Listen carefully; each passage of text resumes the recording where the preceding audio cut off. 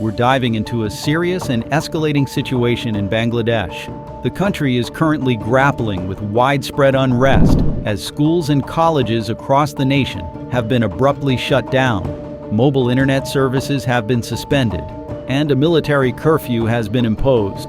The protests that began peacefully have now turned violent, with the government's heavy-handed response drawing criticism and accusations of authoritarianism. Let's take a closer look at the current crisis and understand the roots of this turmoil. The streets of Bangladesh are now scenes of intense confrontation.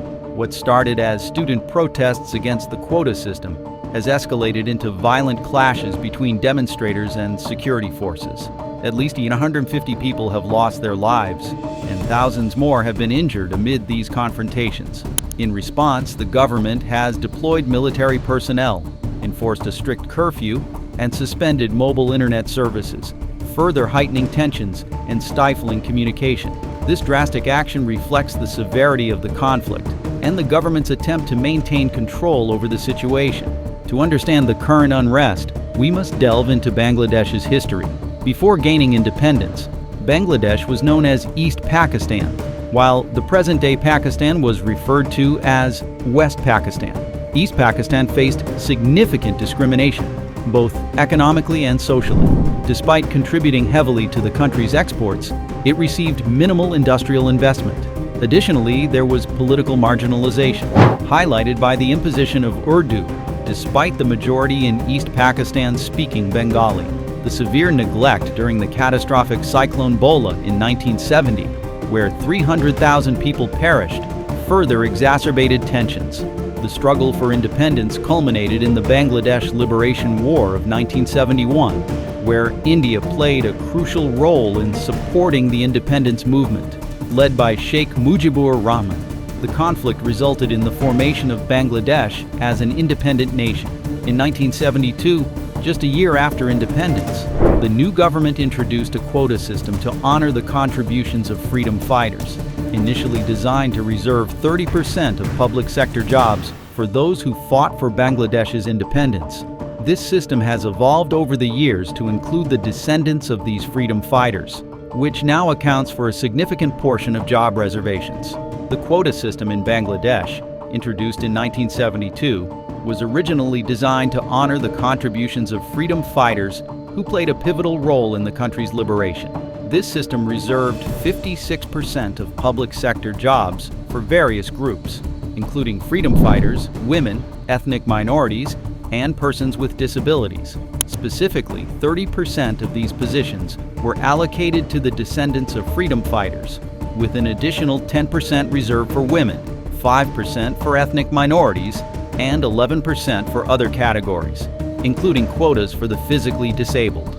The system underwent a significant change in 2010 when the government expanded the reservation to include the grandchildren of freedom fighters, further fueling the controversy surrounding it. The quota system, while initially aimed at addressing historic inequalities, has become a focal point of contention. Protesters argue that the system has become outdated and unfair, particularly in a time when meritocracy is increasingly valued. Many feel that the system's benefits, meant to honor the sacrifices of past generations, now perpetuate inequality by favoring certain groups over others, regardless of merit or current social need. Grievances include the perception that it hampers the opportunities for many qualified candidates, particularly in a competitive job market, and exacerbates socioeconomic divides.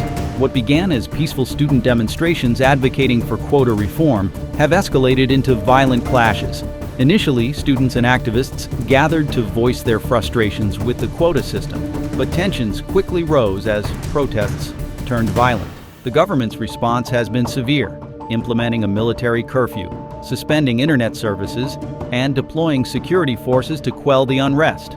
This heavy-handed approach has resulted in numerous casualties, further inflaming public sentiment and complicating efforts to resolve the conflict. Student leaders have emerged as the voices of the protest, demanding a comprehensive overhaul of the quota system and an end to what they perceive as an unjust and outdated policy. They argue that the system undermines merit-based recruitment and perpetuates inequality.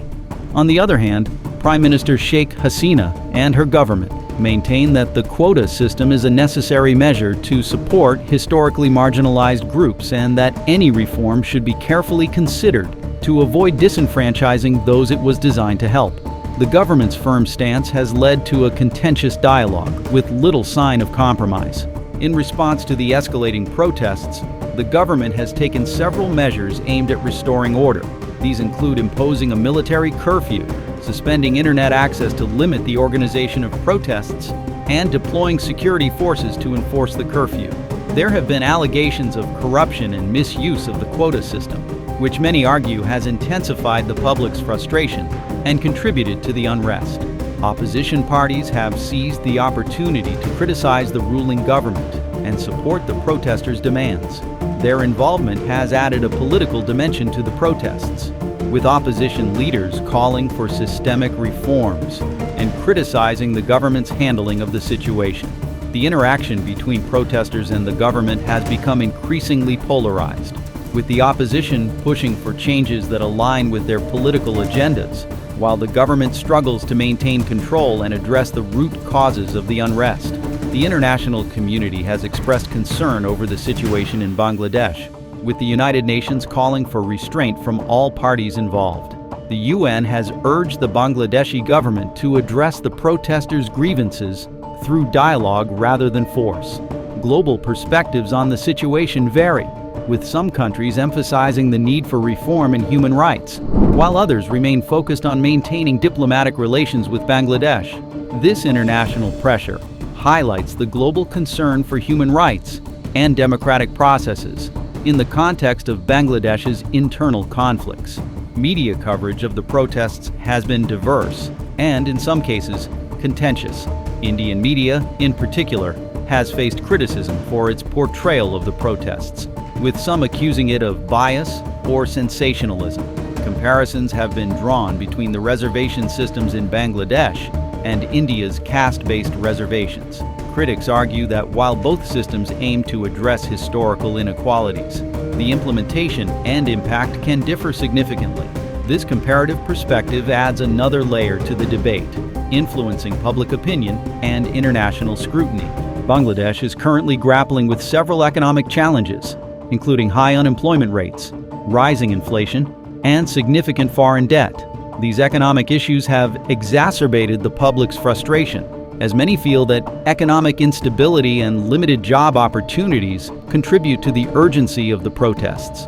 The economic downturn has placed additional strain on the government, making it difficult to address both the immediate concerns of the protesters and the broader economic issues facing the country. The political climate in Bangladesh has been tense, with recent electoral controversies and accusations of corruption and mismanagement directed at Prime Minister Sheikh Hasina. Critics argue that her administration has increasingly adopted authoritarian practices, leading to widespread perceptions of her as a dictator. This political backdrop has influenced the protests, as many view the quota system and the government's response as part of a broader pattern of governance issues and lack of accountability. In summary, the situation in Bangladesh reflects a complex interplay of historical grievances, economic struggles, and political tensions. The quota system, initially intended to address inequalities, has become a point of contention, with protests revealing deep-seated frustrations about meritocracy and social justice. The international and media reactions underscore the global implications of the conflict, while the economic and political context provides insight into the broader challenges facing Bangladesh. We encourage you to stay informed about this evolving situation and engage with the topic to understand its broader implications. For more in-depth exploration, check out our related videos that delve into similar issues and offer different perspectives. Thank you for watching this video. Your feedback and comments are invaluable to us. Please let us know your thoughts on the situation in Bangladesh and share your views in the comments section below. Don't forget to like and subscribe for more content on important global issues.